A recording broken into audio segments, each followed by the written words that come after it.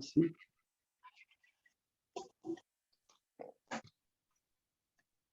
Merci. Bonjour à tous et merci à Monsieur Lavou pour ce brillant exposé. Nous commençons donc cette première session dédiée aux transterritorialités, identités imaginées avec l'exposé de Madame Adjogo Rosine Bououssou. Madame Adjogo Rosine Bououssou est doctorante en littérature hispano-américaine et équato-guinéenne à l'Université de Perpignan. Elle est membre du groupe de recherche sur les Noirs et du groupe de recherche et d'études sur les Noirs en Amérique latine, fondé et dirigé par M. Lavou. Elle s'intéresse aux questions liées aux différentes formes de domination dans les pays post-coloniaux. Madame Adjogo Rosine Bououssou, vous avez la parole. Merci. Bonjour à toutes et à tous, chers collègues et publics. Pour moi, c'est une première, car je ne me suis jamais intéressée, je ne me suis jamais livrée à un tel exercice. Donc, interroger la prise de parole subalterne en littérature est aussi une épreuve. Je remercie d'abord le professeur Lavou, qui est le principal coordinateur de cette journée.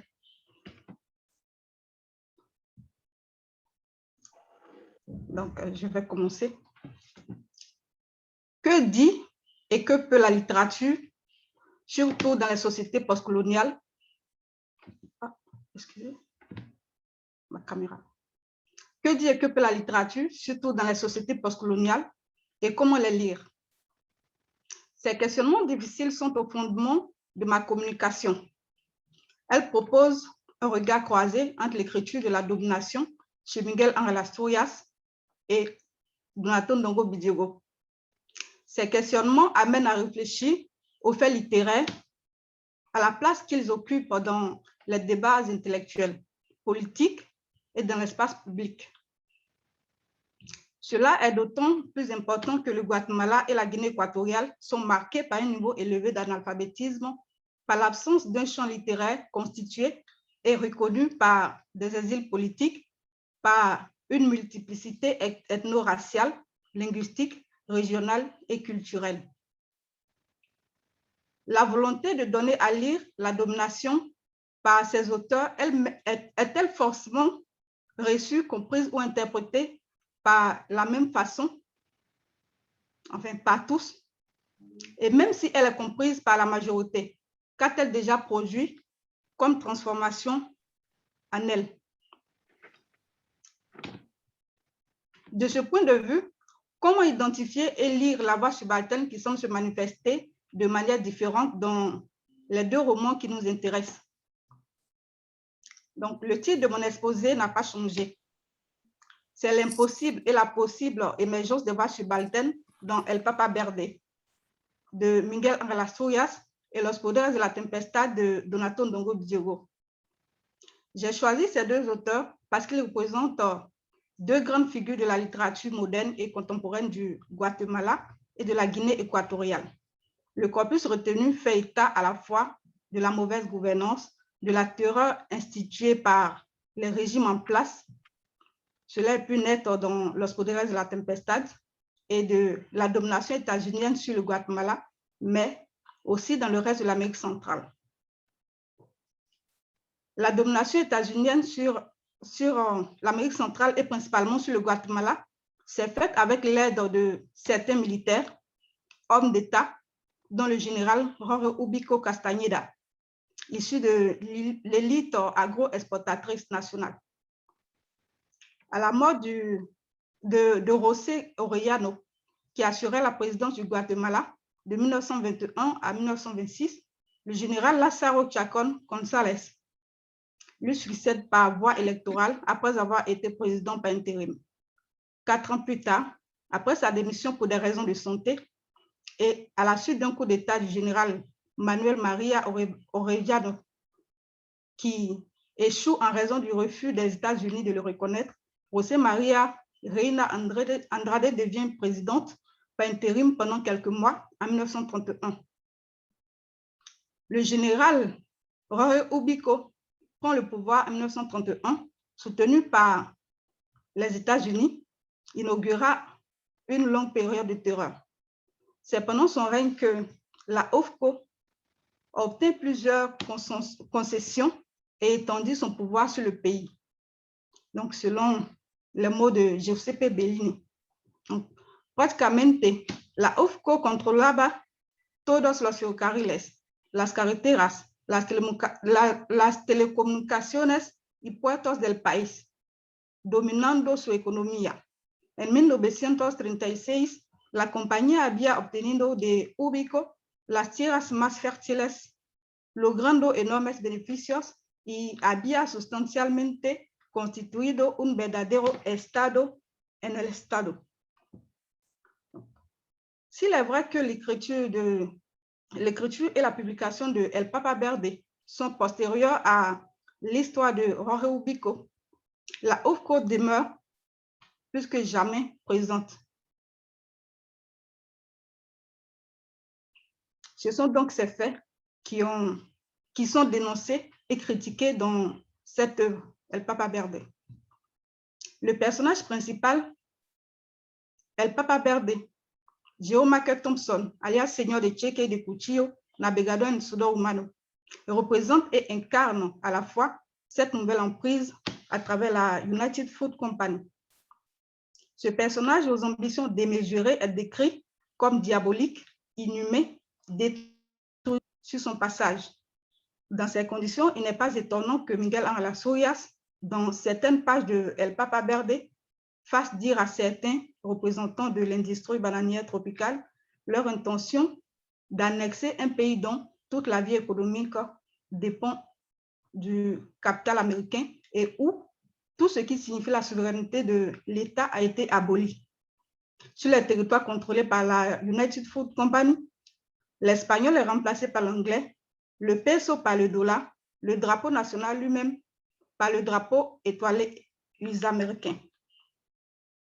Dans ce contexte, Asturias décrit le pape vert comme un animal si grotesque qu'il veut dévorer la carte d'Amérique centrale, d'après la description qui en est faite. L'appétit avec lequel ce personnage regarde la carte fait immédiatement penser à l'usurier et trahit la gloutonnerie du prédateur. Des personnages comme celui-ci ont quelque chose de démoniaque qui contraste même avec l'assurance pirate de Geomaker Thompson, futur Papa Verde, efficacement défini de manière récurrente comme El Señor de Cheque de Cuchillo, navegador en sudor humano. Dans Los Poderes de la Tempestad de Donato Ndongo Bidiogo, publié en 1997, il critique les injustices sociales, l'humiliation du peuple du fait de la mauvaise gouvernance en Guinée équatoriale. Nous sommes vraisemblablement sous le règne de Macias Nguema, premier président de ce pays. En effet, après l'indépendance, le 12 octobre 1968, les Guinéens équatoriens qui pensaient enfin être libres et débarrassés de la colonisation espagnole se retrouvaient sous la domination d'un nouveau colon noir. Dans son roman, le personnage principal, qui n'est désigné qu'à travers sa fonction d'avocat, retourne dans son pays en compagnie de son épouse Ángeles, une jeune dame blanche espagnole, et leur fille Ruth, après avoir fini les études d'avocat. Son but était de se rendre utile à son pays. Malheureusement, une fois sur place, il se retrouvera dans une situation dramatique qui a failli lui coûter la vie. Un autre personnage au nom multiple est Monsieur le Président, fundador del Estado guinéano y líder máximo de la révolution, ou encore El Tigre. Il est décrit comme puissant, omniprésent et omniscient. L'armée, les milices ainsi que certains citoyens sont ses redoutables relais. Il n'existe qu'un seul parti politique, à savoir le PUNT. Tout citoyen qui ne veut pas courir le risque d'être taxé de subversif doit avoir la carte de ce parti et la porter sur lui partout où il se rend. On s'aperçoit aussi que ce tigre omniprésent et agressif est aussi désigné par d'autres noms que ceux déjà cités antérieurement, qui sont Presidente Vitalicio de la República de Guinée équatoriale, presidente del Comité, jefe de Estado y del Gobierno Popular Revolucionario General Mayor, gran líder popular, muy querido por su pueblo, et j'en passe. Comme le dit Étienne de la Boétie dans Discours de la servitude volontaire, le tyran n'existe que parce qu'il a des complices qui travaillent à sa place. Lorsqu'il a besoin de mains pour punir, il se sert de celles des mains, il se sert de celles des peuples, des mêmes peuples dominés et de leurs yeux pour surveiller et punir. C'est le cas dans Los Poderes de la Tempestad, dans lequel l'absence du président est relayée quand même par ses valets, complices et dominés. Ces miliciens ont un pouvoir de décision, bien qu'étant eux-mêmes dominés. Monsieur le Président avait des relais dans toutes les communautés. Leur mission était de dénoncer ou punir quiconque était considéré comme subversif. C'est par exemple le sort vécu par le personnage de Ela et Nsue Oburo. Proposer un regard croisé entre ces deux romans et au-delà entre ces deux régions du monde est l'un des objectifs principaux de ma thèse. À ma connaissance, il existe peu ou pas de travaux universitaires d'envergure qui croisent le travail d'écriture des deux écrivains que tout ou presque opposent. Cela dit, si la critique autorisée reconnaît les deux auteurs qui m'intéressent comme des auteurs engagés, ces derniers n'ont pas moins le souci de produire une littérature engageante. On entend par là qu'ils ne réduisent pas leur production à un pamphlet dans lequel ils dénoncent de manière réaliste les malheurs que traversent leurs pays respectifs. Il convient donc de ne pas perdre de vue la dimension créative de leur littérature. Cela dit, la littérature peut-elle devenir une arme de combat contre un tyran et le système de domination qu'il met en place? C'est cette question rejoint la première que je me suis déjà posée au début de mon test sur le rôle de la littérature. Je regardais il y a quelque temps un film qui a pour titre « Une femme en danger » sur YouTube, publié le 14 décembre 2021. Il y était question d'un Basque, professeur d'université et écrivain, répondant au nom de Jesus Galíndez. Il est séquestré le 12 mars 1956, puis torturé jusqu'à la pendaison, pour avoir écrit un livre sur la vie du tyran dominicain Trujillo, qui a pour titre La era de Trujillo, un estudio casuístico de dictadura hispanoamericana, publié en 1956, comme je l'ai dit. Une doctorante états-unienne qui effectuait des recherches sur la vie de ce dernier fut également séquestrée et retrouvée morte par la suite. Vu que l'histoire a lieu en Caraïbes, mon directeur m'encourage donc à lire prochainement L'oiseau schizophone de Franck Etienne, où un écrivain qui dénonçait la dictature est condamné à manger toutes les feuilles de son livre. Je le ferai prochainement. On entend souvent des gens dire que la littérature ne peut rien, qu'elle ne sert pas à grande chose et qu'elle n'a aucun pouvoir car elle n'est rien face aux bombes atomiques. Quel serait donc le vrai lieu de la littérature? Pourquoi donc cet enseignant et écrivain a-t-il trouvé la mort après l'écriture de ce livre? La vraie question à se poser n'est-elle pas de savoir quel type de littérature peut être capable de bouleverser l'ordre établi? Donato Ndongo Bidiogo, en raison de son engagement politique et de sa littérature engagée, a dû s'exiler en Espagne, tout comme Miguel Ángel Soyas en Argentine de 1954, dès la publication de El Papa Verde, jusqu'en 1961, juste après la publication de El Papa Verde. S'il est vrai que la littérature éveille les consciences, il faut l'avoir bien lue, comprise et faire quelque chose de sa compréhension. J'en viens maintenant à la question de l'impossible et la possible émergence de la voix subalterne dans mon corpus. Chez Donato Ndongo Bidiogo, on a nettement l'impression que l'exercice du pouvoir dictatorial entraîne une domination totale des corps et des âmes. En effet, le public ne semble pas se rendre compte de la situation qu'il subit malgré quelques tentatives de résistance. Elle se manifeste à travers des personnages comme Primo Mbo, Tio Abeso, Tio Meko, Primo Adro, l'avocat, les miliciens et Ondo Edou. Primo Adro, par exemple, est incarcéré car il fut accusé d'avoir manqué de respect au président. Quant à l'avocat, sa résistance se manifeste par le fait d'avoir fui le pays pour le Cameroun, accompagné des deux anciens miliciens qui nourrissaient dans le secret le désir de quitter le territoire face à l'extrême oppression qu'il faisait subir et subissait en retour.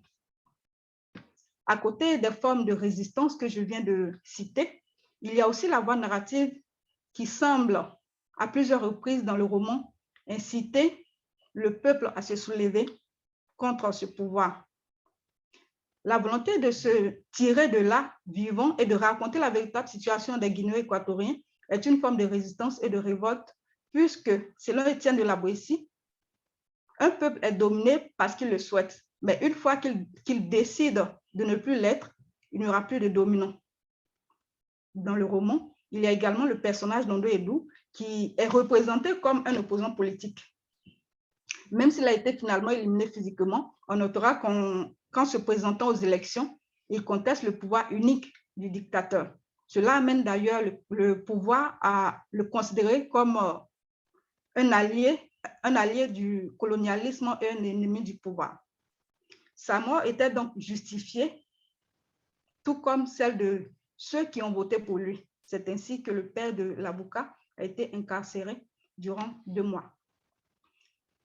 Il est important de souligner que l'émergence de la voie subalterne se matérialise également à travers un relais qui, une fois en Espagne, contactera l'Association internationale des juristes pour que l'opinion internationale s'intéresse à la situation des Guinéens équatoriens.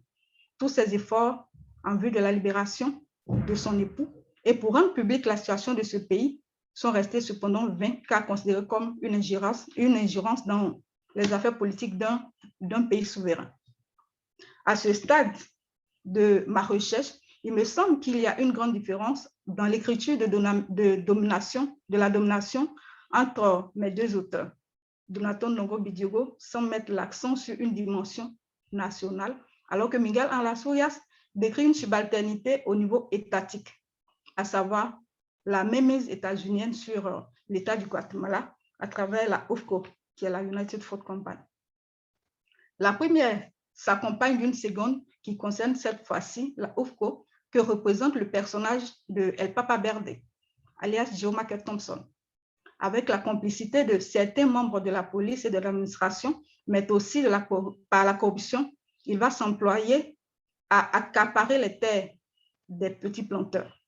Si finalement il arrive à ses fins, on remarque que tout le monde ne se satisfait pas de cette situation, ce qui conduira indirectement à la résistance ou à une promesse de destruction de ce système et de la plantation, car les terres ont été mal acquises, spoliées de force quelquefois.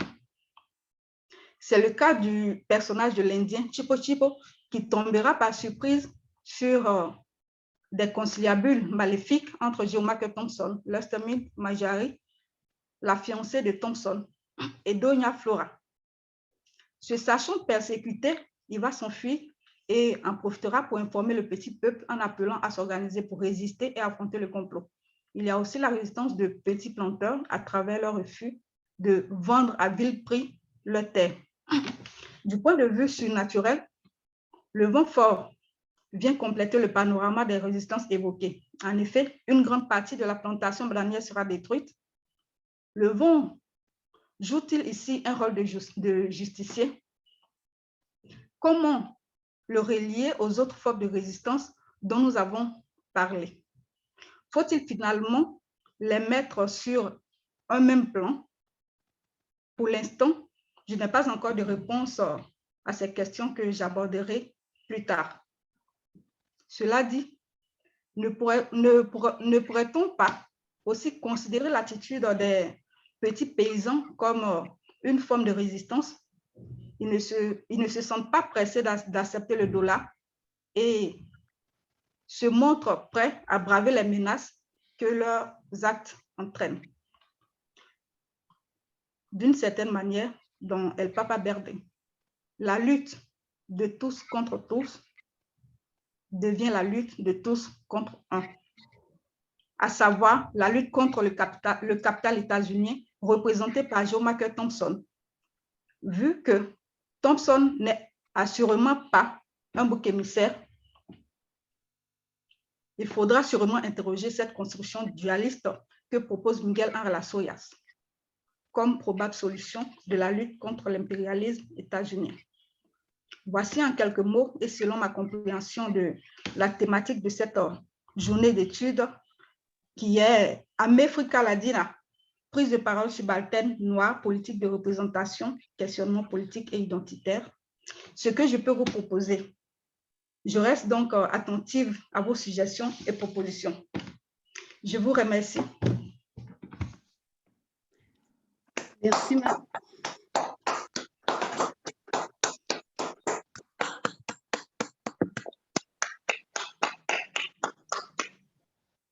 Merci, Madame Adjogo Grosine Boussou pour... C'est moi qui vous remercie.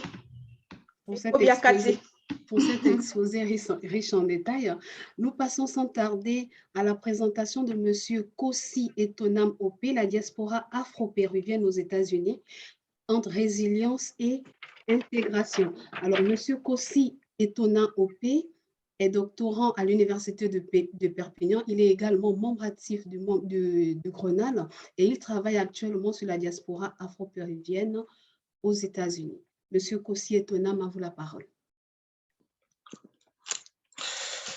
Merci beaucoup. Bonjour, cher Kobio. Bonjour, Kobio Mayor. Bonjour, cher public. Je vous remercie pour l'opportunité qui m'est donnée de vous présenter l'état d'avancement de mes recherches en ce qui concerne la diaspora afro-péruvienne aux États-Unis. Alors, nous savons très bien que le phénomène migratoire ne cesse d'évoluer au cours des années et que le monde est sujet de déplacement de chaque côté. Je débuterai par cette citation de Dubois. Liberté, indépendance, opportunité, accorde-nous, ô monde orgueilleux, comme tu l'as prétendu, les mêmes chances qu'à tous les hommes. Et ma communication tourne, ou ma présentation concerne l'expérience de 3 Afro-péruviens qui vivent aux États-Unis, qui sont tous des artistes, qui ont décidé de s'installer là-bas parce que par le passé, ils avaient cette habitude d'aller là-bas pour faire des concerts, on l'invite pour des tournées et tout, mais finalement, ils ont décidé de s'installer là-bas. Alors, moi, en fait, ce que je vois dans leur témoignage, c'est de voir, en fait, si partir pour ces artistes était le moyen de se faire mieux entendre, de conquérir le monde avec leur art, et cela leur permettait de s'affirmer et de s'intégrer dans ce nouveau monde, sans toutefois décolorer leur âme afro-péruvienne dans un flot d'américanisme.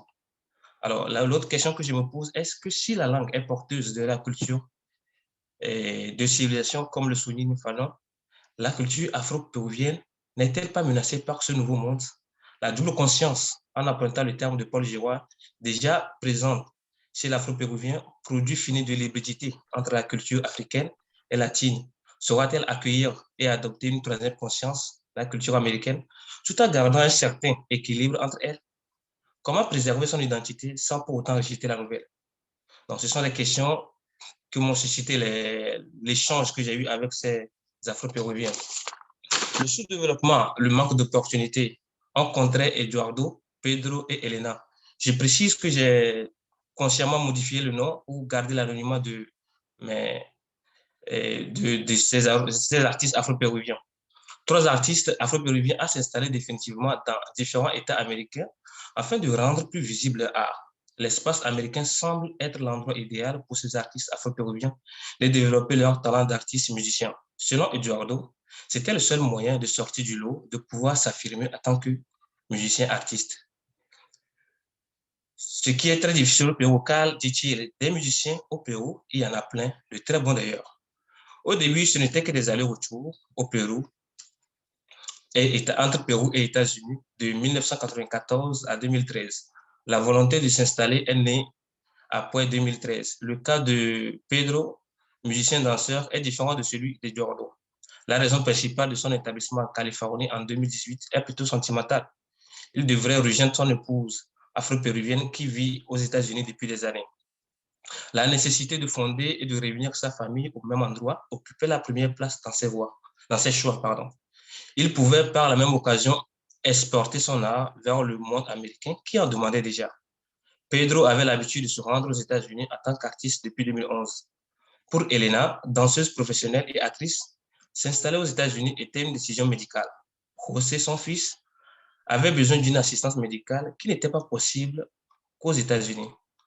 Elle décida alors de s'installer à Los Angeles le temps de la thérapie de son fils.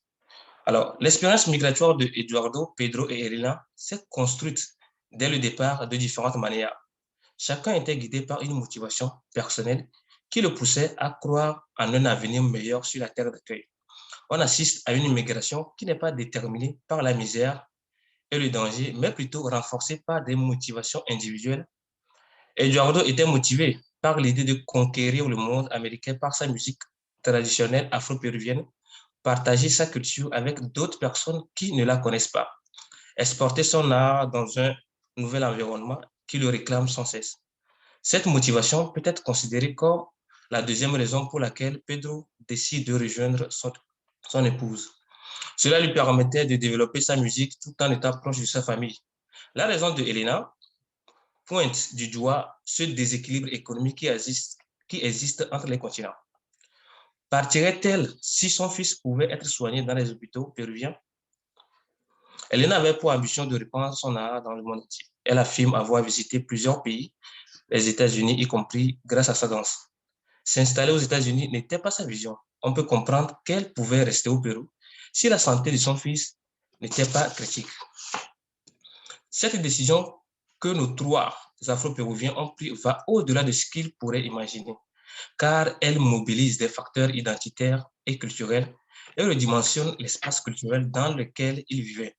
Chaque immigré porte en lui l'histoire de sa nation, sa terre natale.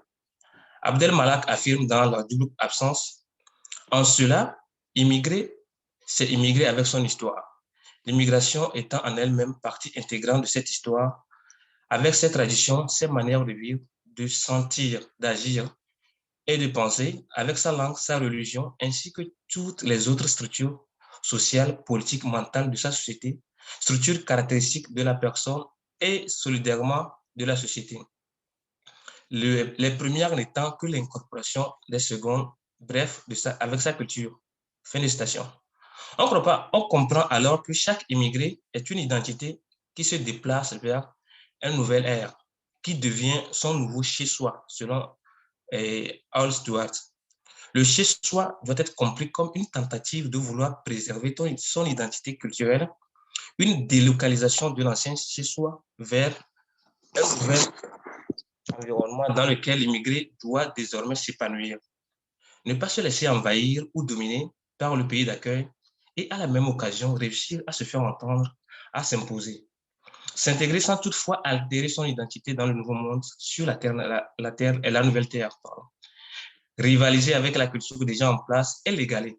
Les réalités n'étant pas les mêmes, la diaspora afro-péruvienne aura du mal à se faire place et à s'affirmer.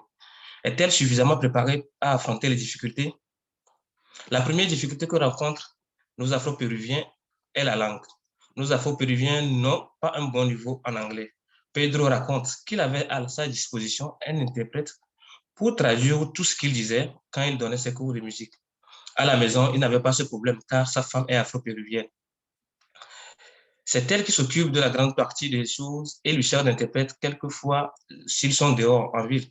Contrairement à Pedro, Eduardo n'a pas eu cette chance car sa compagne était américaine et ne parlait pas espagnol. Il était continuellement dans cette contrainte linguistique. Cette barrière linguistique qui les séparait finit par avoir raison d'eux, ce qui conduit à la séparation. Deux mondes différents qui avaient du mal à fusionner, à se synchroniser. Il affirme avoir un bas niveau en anglais. Un jour, pendant qu'il donnait des cours aux enfants de son école, il prononce « fuck you » au lieu de « focus ». Il fut convoqué par le directeur car l'une de ses enfants s'était plainte auprès de ses parents. Elena se définit comme une personne ouverte d'esprit et aux opportunités que la vie peut lui offrir. Elle affirme avoir un niveau acceptable en anglais avant d'aller aux États-Unis. Mais une fois installée, elle décide de se perfectionner, de s'améliorer afin d'avoir un niveau excellent en anglais. Elle n'a pas de problème linguistique comme Eduardo et Pedro. Elle soutient que comprendre et parler une langue ouvre beaucoup de portes. C'est un moyen de porter la voix des ancêtres dans le monde entier. Avoir la possibilité de dire les choses soi-même sans l'intermédiaire d'un interprète est une liberté selon elle. Car, dit-elle, il faut être intelligent et saisir les opportunités que le monde nous offre pour mieux compétir.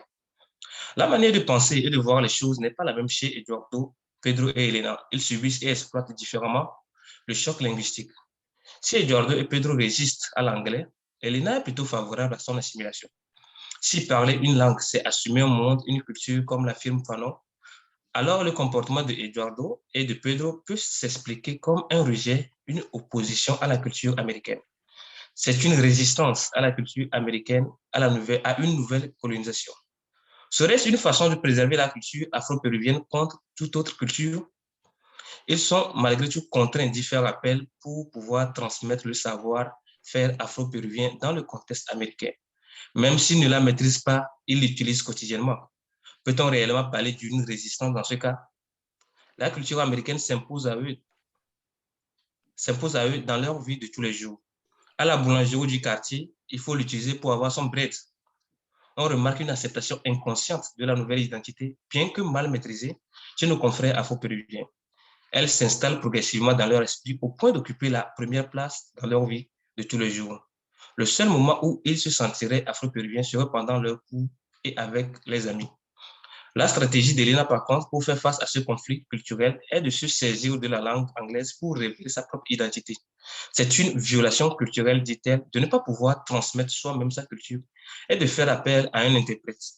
Assumer la culture américaine n'est pas une résignation. Au contraire, c'est la meilleure façon de faire briller sa culture, son identité. Pour Elena, l'affirmation passe par la maîtrise des codes linguistiques américaines. Pour se faire écouter, il faut s'exprimer comme eux, faire comme eux. Cela s'apparente à ce que Dubois appelle la volonté de fondre son moi double en un seul moi meilleur et plus vrai. Mais est-ce à dire que plus d'altérité identitaire conduit à un meilleur moi identitaire? Dans les deux cas de figure, il y a un problème qui se pose, celui de la transmission des savoirs culturels. Comment traduire fidèlement sans pour autant altérer le sens culturel et authentique de la chose? Il existe dans toute langue des vocables qu'il est difficile de traduire fidèlement sans altérer le sens. Elena, du haut de son excellent niveau en anglais, ne pourra pas non plus échapper à cette règle. Il faut rappeler que Eduardo et Pedro Elena donnent des cours de musique et de danse dans les centres artistiques et des écoles. Ces cours sont dispensés en anglais. Les étudiants sont en majorité des enfants et des adolescents.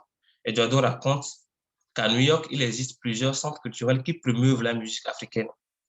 Et les écoles recherchent les musiciens afro pour enseigner. La culture africaine est très sollicitée à New York.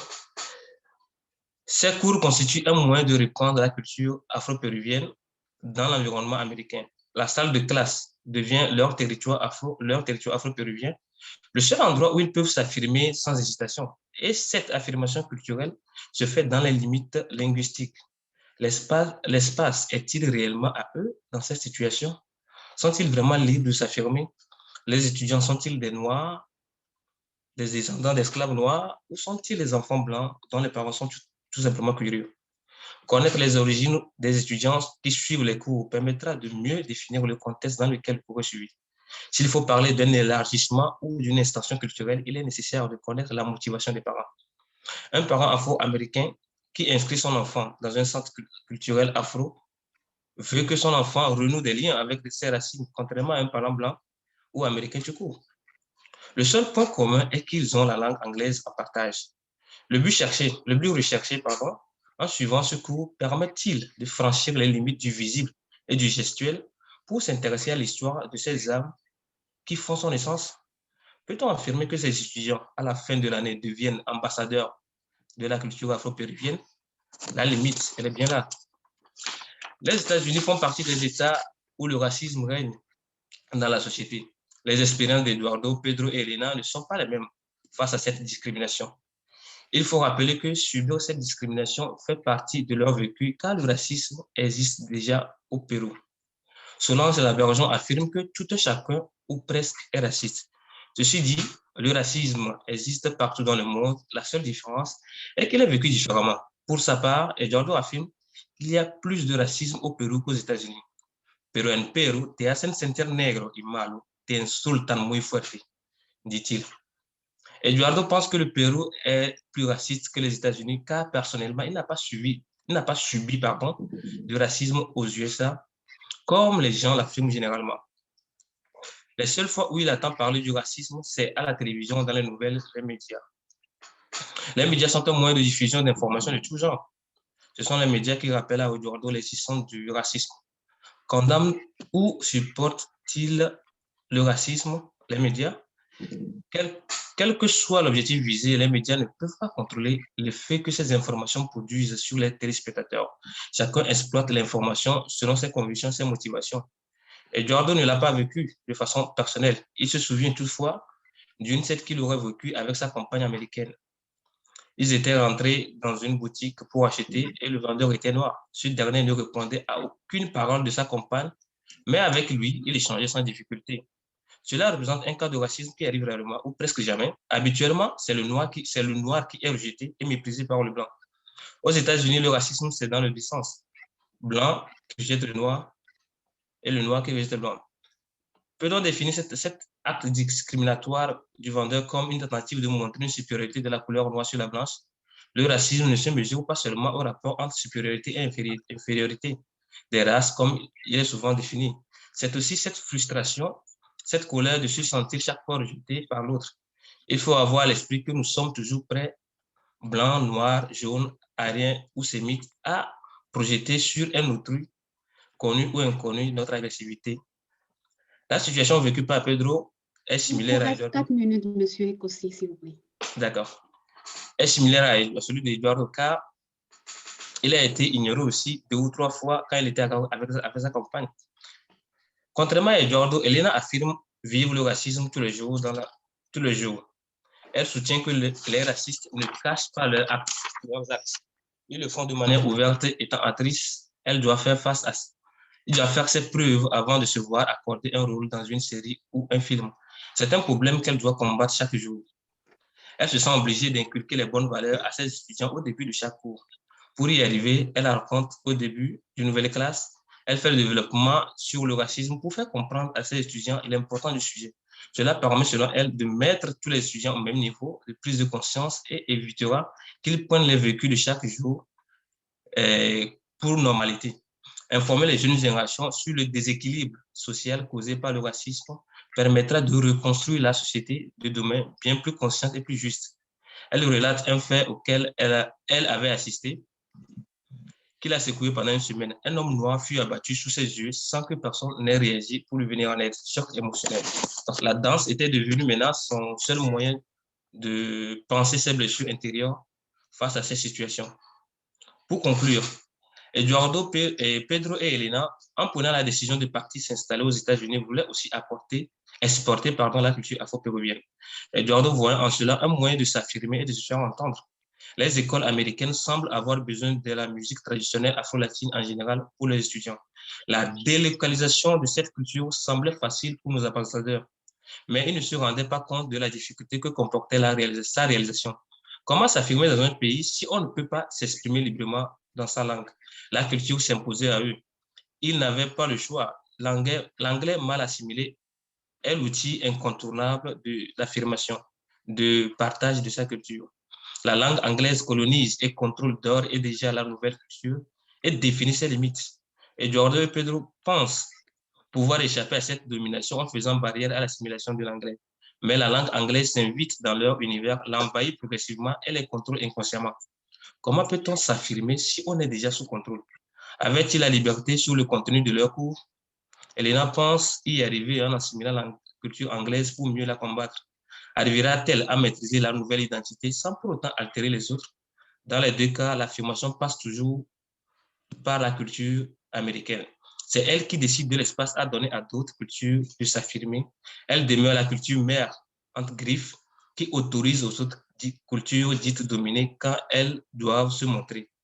Réussiront-ils à se libérer de la domination culturelle qui pèse sur eux, comme le genou du policier blanc sur le cou de George Floyd? Je vous remercie.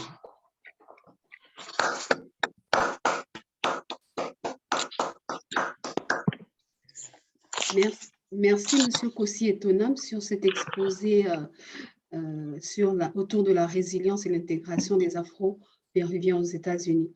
Nous allons clôturer cette session avec la présentation de Madame Eugénie Jacquet, El Cholo Limeño como una categoría racial mental de la modernidad.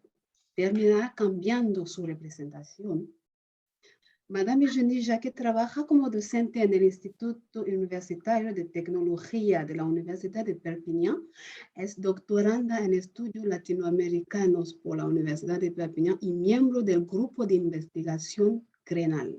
Sus investigaciones se centran en la identidad nacional peruana, en la figura del cholo peruano en la actualidad y en el estudio de los discursos postcoloniales con un enfoque epistémológico y transdisciplinaire. Madame Eugénie Jacquet, vous avez la parole. Merci, bonjour à toutes et à tous. Je remercie le professeur Lavou et à vous tous pour cet espace. Ma intervención sera en español. Bueno, empiezo. El cholo limeño como una categoría racial mental de la modernidad terminará cambiando su representación. ¿Por qué categoría racial mental de la modernidad? Porque es la que permite la clasificación social de la población en el Perú, tomando la idea de la raza, elemento de la colonialidad, como eje del patrón del poder. Esta clasificación expresa en la actualidad la dominación colonial, peor aún. Es la que rige las dimensiones más importantes del poder mundial y promueve el eurocentrismo como modelo único y de prestigio. Esta constatación es muy visible en el Perú y aún más en Lima, cuya representación del limeño tipo no solo hace no mucho no representaba al limeño, sino que apenas se reconocía al peruano. Es en este contexto que nace este nuevo mestizo redefinido como cholo, supercholo o cholo power. En Lima, él nace, pero podríamos decir, sin derecho a pertenencia. Esta intervención comenzará presentando al Perú moderno y a la Lima urbana teniendo en cuenta su identidad cultural, así como su carácter peruano y de limeño.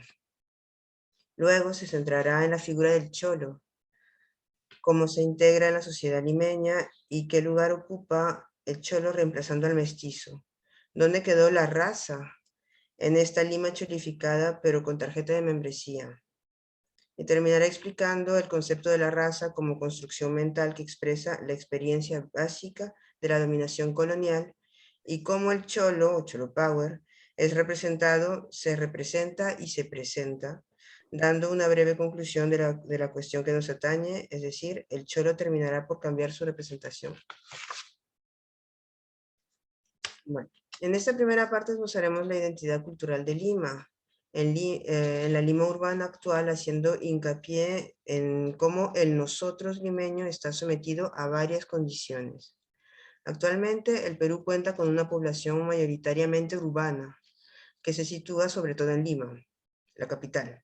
Podemos afirmar incluso que la población urbana es enorme y creciente. Si nos atenemos al censo del INEI, si nos preguntamos qué es lo urbano para los censos, este se definiría como una parte de territorio de un distrito cuyas viviendas, número mínimo de 100, se hallan agrupadas continuamente. Así pues, teniendo en cuenta esta definición, se considerarán urbanas en el Perú a todas las capitales del distrito. Sin embargo, según Vergara, solamente a partir de 10.000 habitantes, un centro poblado empieza a tener una dinámica de atracción migracional y desarrollo de servicios más complejos como hospitales, secundarias y servicios administrativos, entre otros. Según estos datos, y teniendo en cuenta lo que representa Lima en el Perú, es decir, la capital histórica de la conquista y centro de poder desde entonces, La migración interna que ocurriría a mediados del siglo XX no sería una sorpresa. La sorpresa sería el carácter masivo de esta migración. Una de las mayores repercusiones, además de que la ciudad de Lima tuviera que extender sus murallas geográficas, fue la llegada de la población rural en masa, la cual modificó al limeño tipo, visto entonces como un criollo o viéndose él mismo como un español nacido por error en el Perú. Pero ahora, centrémonos en la idea en la identidad histórica dual del peruano en general y del limeño en particular. Según Kolekowski, el peruano proviene fundamentalmente de la dualidad física, psíquica y cultural de polaridades. Y aunque esta teoría no incluya la influencia africana y asiática que constituyen al Perú actual, podemos otorgarle cierta veracidad en el imaginario histórico aprendido del peruano. Digamos que si nos centramos en el psique del limeño o del nuevo limeño, el que viene de la población desfavorecida, casi siempre migrante de 2 generaciones, una particularidad lo define. El peruano, pero sobre todo el limeño, provendría de una sociedad sin padre o con un padre abandógeno, marginador, prepotente, autoritario, que maltrata a la mujer, para terminar dejándola, según Carlos Seguín. Entonces, la mujer queda desamparada, deprimida y desesperanzada. Y si a esta constatación le añadimos la representación simbólica de la madre como la parte indígena y la del padre como la parte española, percibimos la agresión destructiva, el abandono, la exclusión y la devaluación. La madre es descalificada en el aspecto materno. Igualmente, si le añadimos la relación que ésta guarda con el idioma, el quechua, el aymara o el amazónico, este es degradado, o peor, es marginado, desde la conquista hasta nuestros días por el país oficial, el Perú. Por otra parte, para contextualizar este nuevo limeño cholo, sería menester preguntarse qué es ser limeño, pero sobre todo quién es limeño. En 2010, solo el 12.7% de limeños tenían ambos padres y 4 abuelos limeños, mientras que un amplio 79.7% eran migrantes provincianos directos o neolimeños, con padres y abuelos provincianos. En cambio, para ser limeño, es decir, para ser un limeño integrado en la limeñitud, el individuo tiene que acercarse al prototipo limeño, algo criollo, o en todo caso lo más alejado posible del indio, porque el limeño no nace, el limeño se hace. A pesar de todo, la pregunta sería, ¿Lima es chola, es decir, se cholificó? Podemos decir que sí, se remistificó, se cholificó entre su resistencia al cambio y su capacidad de adaptación. Lima se peruanizó. De afuera para adentro. Aunque en esta cholificación se crean varios grupos de limeños con diferentes códigos postales, y entre ellos el del cholo. Ahora bien, la segunda parte se centrará en la figura del cholo en sus relaciones sociales fundadas desde un concepto de codificación racial y de control social.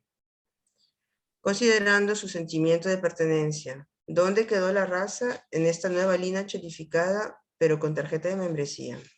Que ha demostrado que Lima es el resultado de un boom demográfico ocurrido durante la segunda parte del siglo XX. A partir del centralismo hiperbólico del país y del progresivo desarrollo comercial e industrial de la ciudad. Lo que pasó en Lima es que se moldeó el espacio urbano actualmente existente a partir del gran incremento de las zonas que fueron pobladas en torno a la ciudad preexistente sin que se estuviera produciendo más ciudad. Empezó entonces la política de 2 caras, satisfaciendo a los migrantes entregándoles tierras sin valor, arenales, donde se desarrollaría el cholo en un principio, e invirtiendo en la ciudad preexistente para atender a sus clases limeñas medias y altas. El cholo actual podría reemplazar el antiguo mestizo con la diferencia que este último no se asimila al grupo limeño cholo, sino que crea su propio grupo, limeño criollo, sino que crea su propio grupo limeño cholo. En los discursos actuales, los mestizos ya cayeron en desgracia porque son más aculturados a pesar de participar en la vida nacional, ya que tienen una orientación cultural europea. En cambio, el cholo es un viajero, en su esencia, que mantiene los lazos aún cuando deje definitivamente su pueblo de origen. Es raro que sea un desarraigado total.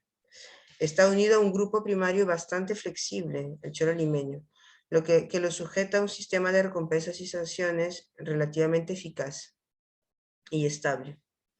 Lo propio del cholo es, en un primer momento, la migración interna y el sufrimiento común. El cholo nace de la discriminación. Sus raíces se encuentran en lo que padecen, no en lo que tienen, no en su lengua o en su acento, tampoco en su forma, sino en su capacidad de adaptación, su carácter y su contexto migratorio, en su calidad de recién llegado, como un cholo resiliente. Observemos que el grupo limeño cholo forma parte del grupo limeño distrital, el cual a su vez forma parte del grupo limeño provincial, y el limeño costero, y el cual a su vez se integra al grupo Perú. Y dicho sea de paso, y una suerte que ya Lima no sea el Perú, porque si no, como dijo Valdelomar, porque si no sería un circuito cerrado. Pero el cholo, a pesar de su carácter flexible y adaptable, y pese a ser mayoría en la capital, ¿por qué sigue sujeto a estas reglas de dominación racial y sometido a un control social establecido? El tema de la raza fue el problema latente del siglo XX. De hecho, el presidente Ramón Castilla, a principios de siglo, propuso fomentar la inmigración de hombres robustos, laboriosos, laborales, de noble raza blanca, que cruzándose con la nuestra, la mejore, para solucionar el problema nacional. Pero vinieron muy pocas personas de la vieja Europa, y si a esto le añadimos la inmigración asiática y la plebe urbana con orígenes mestizos sobre una base afroperuana, el problema ya mayúsculo se acentuó cada vez más. Hoy en día las discusiones acerca de la dominación no tornan alrededor de la raza, sino de la discriminación, que es el resultado de dos conceptos básicos, el estereotipo y el prejuicio. Esta nueva dominación es sobre todo visible en el ámbito laboral, donde las personas clasificadas como blancas tienen casi 100% más de oportunidades de obtener un trabajo que aquellas que se clasifican como indígenas. Y a su vez, las personas clasificadas como mestizas tienen 30% más de posibilidades de obtener un trabajo que aquellas clasificadas como indígenas. En los centros de salud, por ejemplo, donde fueron los pobladores indígenas los que manifestaron en mayor medida haber sido discriminados alguna vez en su vida. En el estudio de Valdivia acerca de la discriminación, nos hunde de nuevo en la dualidad de lo blanco y lo no blanco, aunque también arroja algunos datos interesantes sobre la dinámica de discriminación racial asociada por los entrevistados con la discriminación por razones socioeconómicas o étnicas. Vuelvo a decir que esta es la utilizada por el cholo a la hora de cholear o a la hora de ser choleado. Se cholea cuando se excluye de nosotros limeños. Este proceso se llevaría a cabo por falta de limeñitud, es decir, que se cuestiona la pertenencia legítima al grupo limeño distrital por no cumplir con los atributos necesarios para hacer valer la identidad grupal de este. Sin embargo, y pese a no ser del todo aceptado, el limeño fuera de nosotros, limeño distrital, pero dentro del grupo limeño, a su vez excluiría al no limeño, ya que a pesar de todo, el individuo es limeño, nació, creció, vive en Lima, utiliza la jerga local, se hace el vivo va a ver a sus patas, etc. Y margina a los otros grupos choleando, ya no por su barrio o su clase social, sino por sus orígenes, y no a los no limeños o los otros. Estas constataciones permiten afirmar que el control social y la dominación por discriminación racial es moneda corriente del Perú, pero sobre todo en Lima, ya que es la dinámica histórica desde la creación del Perú o del virreinato del Perú. La dinámica no cambia, pero el individuo no obstante sí. El cholo ya no es el cholito, ahora es el cholo power. La idea de la raza en su sentido moderno no tiene historia conocida antes de América, ya que con la modernidad vino el nuevo mundo, ya que la modernidad vino con el nuevo mundo. A partir de este momento, sería esta la única, la que ubicaría biológicamente a unos en situación natural de inferioridad con respecto a los otros. Esta fue la idea asumida por los conquistadores como principal elemento constitutivo de relaciones de dominación durante la conquista y el virreinato. Sobre esta base fue clasificada la población de América, estableciendo un nuevo patrón de poder, conquistador y conquistado. Lo que pasó después fue que la expansión del colonialismo europeo llevó a un eurocentrismo del conocimiento, con lo cual la idea de la raza como naturalización de relaciones coloniales de dominación entre europeos y no europeos se corroboró. Como consecuencia, las ideas y dinámicas de superioridad e inferioridad entre dominados y dominantes se legitimaron. En otros términos, y apelando al instinto gregario que caracteriza al ser humano que necesita de clasificaciones, la raza se convirtió en el primer criterio fundamental para la distribución de la población mundial en los rangos, lugares y roles de la estructura de poder de la nueva sociedad. Simultáneamente, el poder mundial, a partir de la colonización, se formó mediante el control del trabajo. De nuevo, históricamente, la relación laboral se fundó primero bajo la forma de esclavitud o servidumbre, una forma gratuita ya que el trabajo era realizado por las razas colonizadas, indios, africanos y de forma más compleja los mestizos, y luego bajo la forma del trabajo pagado, el administrativo realizado por la raza colonizadora, blanca. Esta forma es visible actualmente en la geografía capitalista mundial. Por otra parte, el aspecto económico no fue el único aspecto por el cual se activó la dominación del poder. El prestigio asociado al poder mundial también influyó en la configuración intelectual y cultural del dominio. Así podemos diferenciar lo salvaje de lo civilizado. El conocimiento europeo concentró bajo su hegemonía el control de la cultura y de su producción.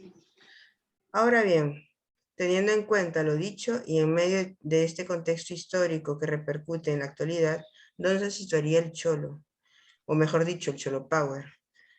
En cuanto al cholo power, identidad ideal bajo la cual se representa el cholo en la actualidad, está formado por cholos triunfadores que no han dejado de ser cholos y que están orgullosos de presentarse como tales. Son los cholos modelos de éxito y que no se han querido blanquear o que no han podido blanquearse y han asumido su soledad. Este cholo power es aceptado y aunque no siempre, admirado. Hasta se podría decir que tiene la pretensión de quedarse como la nueva figura del ser peruano, entrando en la casilla de la identidad nacional, más tolerante, más diversa, más representativa o más oficial. El prestigio ha jugado un rol en este cholo y en su producción. A nivel artístico, lo cholo que antes carecía de sofisticación y tiraba para huechafería o mal gusto, se ha convertido en la nueva voz, en la imagen del peruano modelo y del limeño in.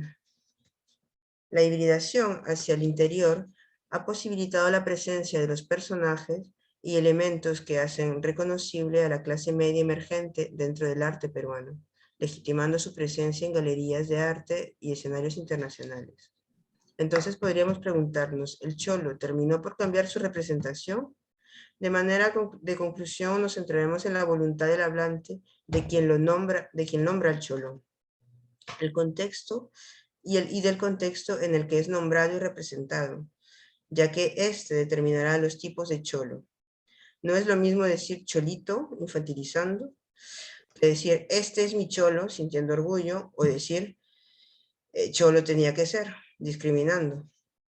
De cualquier forma, de esta voluntad depende la integración o la aceptación del otro en el nosotros para cualquier grupo. Aunque se hayan observado indicios de la existencia de un proceso de cambio semántico en la palabra cholo, también se pueden afirmar que en el Perú la plata efectivamente blanquea. La riqueza, el estatus y la percepción de las mismas favorecen o generan un cambio semántico inmediato, según Manrique. Por consiguiente, si el acceso a la riqueza hace que el cholo deje de serlo, Este cambio debe ser investigado desde todas las disciplinas posibles: antropología, sociología, psicología, economía, lingüística, etc., en caso de que se pueda hallar una respuesta.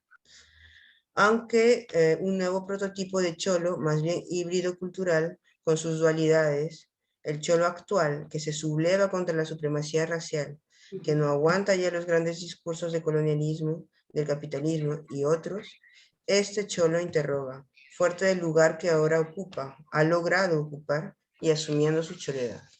Muchas gracias.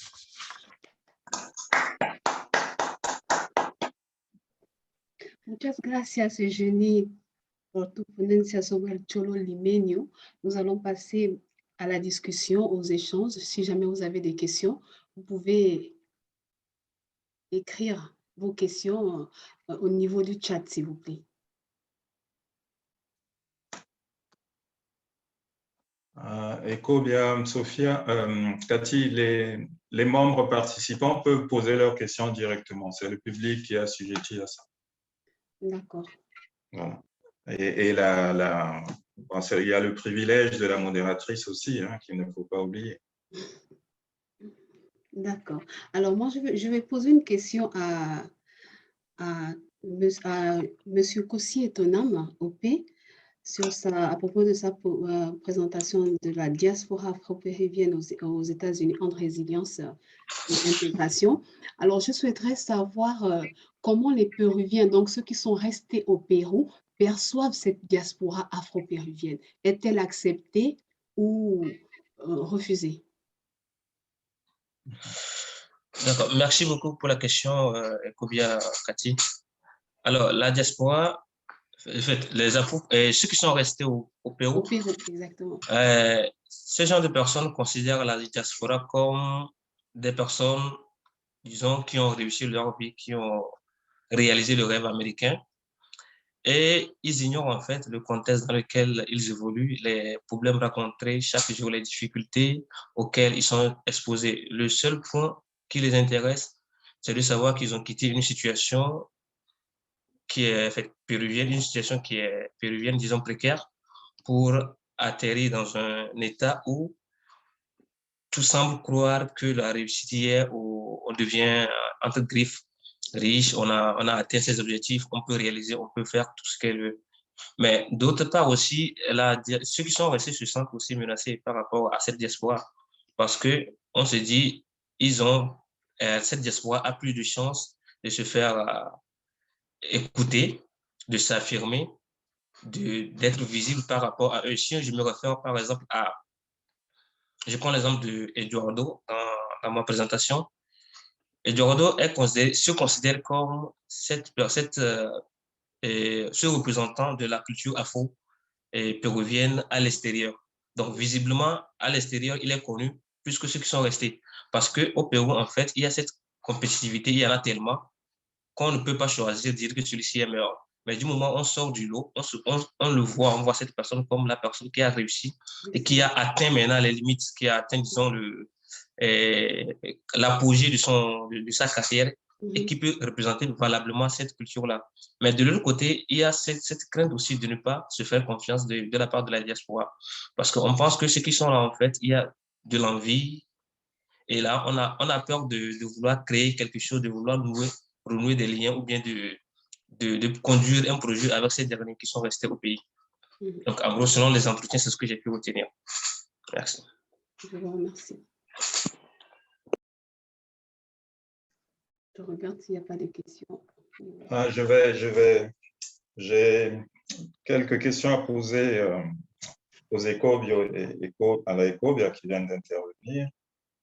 Tout d'abord, bon, en tant que directeur, accompagnateur, je préfère dire, hein, de vos travaux, je souhaite vous féliciter. Maintenant, je sais, une idée, hein, d'où vous en êtes au niveau de vos recherches, parce que quelquefois, en tant que directeur, on s'inquiète quand on ne voit pas arriver des travaux ou quand les travaux ne sont pas rendus au bon moment, disons. Mais bon, vous savez qu'on écrit des thèses toujours dans des contextes contraints. Et bon, mais ça, c'est connu, je ne vais pas revenir dessus. Donc, félicitations dans la première présentation de Princesse Adio. J'ai été frappé par cette différence de représentation de la domination et donc des formes de résistance qu'on peut identifier et lire dans les deux romans qui constituent ton corpus. Il faudra certainement continuer, creuser et interroger. Donc, j'avais une question, je me demandais si il y a chez Donato Ndongo, c'est vrai, cette tendance à l'absolutisation de la domination. Et est-ce qu'il n'y a pas aussi là-dedans une forme de subalternité liée à l'ethnicisme ou à l'ethnicité? Parce qu'il me semble que le nom de certains personnages que tu as cités sont de connotation plutôt fond, non? En Guinée équatoriale. Est-ce que, puisque tu n'en as pas parlé, bon, on ne peut pas parler de tout, est-ce que tu considérerais que la subalternité, vue du point de vue linguistique, on l'a vu un peu, advient aussi du point de vue linguistique, non pas l'anglais comme c'est le cas évoqué par Ekobio Etonam, mais via le fond. Voilà, ça c'est la question à laquelle je voudrais, enfin, l'interrogation que je me faisais. Pour Ekobio Etonam, bon, je parlais de diversité de parcours dans les sujets qu'on considère comme subalternes. C'est un des exemples que tu donnes et dont je pense que là aussi, il faudra aller interroger davantage cette catégorie de diaspora afro-péruvienne avec cette idée de disparité de parcours dans cette même diaspora. Ne pas céder aux sirènes de la diaspora comme une étant reconduire la nationalité péruvienne dans la diaspora aux États-Unis. Ça, c'est quelque chose qu'il faudrait peut-être voir de plus clair. Et je me demandais quels sont, dans cette position d'entre-deux, tu commençais à échanger avec Ekobia Katia à ce sujet, quels sont les arrangements ou quelles sont les contraintes auxquelles ils sont affrontés, ces trois artistes. Et pour Ekobia, Eugénie, merci beaucoup. Je me demandais, bon, tu reprends un peu la genèse de la construction politique idéologique de la figure du Cholo et l'émergence au final de ce qu'on pourrait appeler au croisement de plusieurs choses. Il faudra reconstituer certainement. Est-ce que avec l'émergence de ce qu'on appelle le Cholo Power, qui me fait penser aussi à cette histoire de mestizo power, non? Que certains ont utilisé du côté du Mexique, je pense. Je ne sais pas si tu es au courant de cela, est-ce que ça vient de cela? Mais enfin, est-ce qu'on est sorti du labyrinthe, del laberinto, non? de la Cholera, dont parle Aníbal Quijano. Donc, je vous félicite tous les trois. Et voilà, ce sont les questions auxquelles j'aimerais que brièvement vous puissiez me répondre, si possible. Sinon, on a d'autres voies d'échange avec vous toujours. Merci. Donc, on commence par moi? Oui, vous avez la parole. D'accord, merci pour la parole. Merci beaucoup, Ekobio Mayor, pour cette question. Je vais essayer de répondre pour voir si vous serez peut-être un peu satisfait. Donc, je pense qu'il y a une subalternisation ethnique.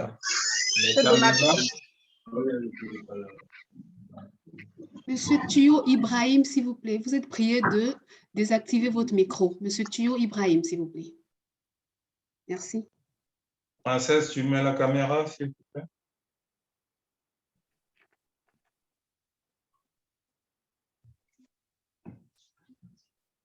Est-ce qu'on voit déjà?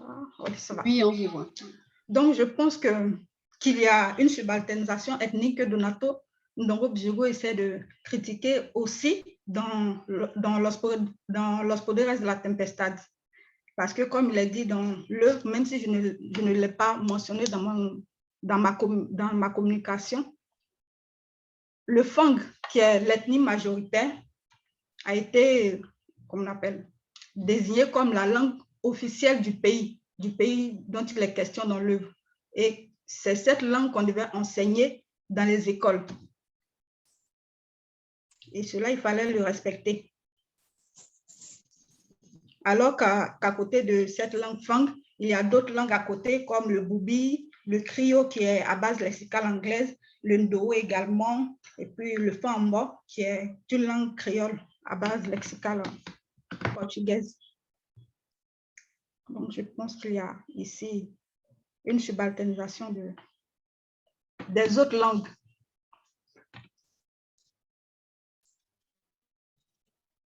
D'accord, merci beaucoup. Je vous en prie, professeur. Et Jenny, tu veux apporter une réponse à la question qui t'a été posée?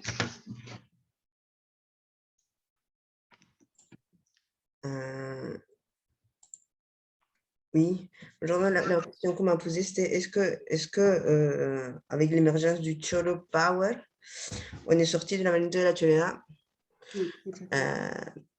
El Cholo Power, bon, je peux répondre en espagnol. El Cholo Power es una nueva construcción, es ya casi anacrónica con el discurso del Laberinto de la Choreda, aunque ahí se encuentra, pues claro, su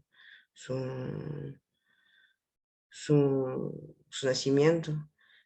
No sería capaz de decir si ya salimos de este laberinto que describió Nugent en aquella época, en los 60, cuando salió el libro, porque a pesar de todo sigue habiendo el lastre de este peso de discurso, aunque por lo menos el Cholo mismo ya se enorgullezca de su identidad, que es mucho avance.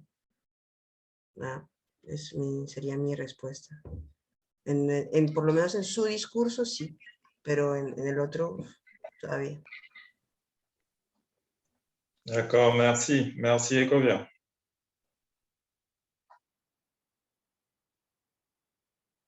J'ai une question, Jenny, por favor, si tu me lo permets.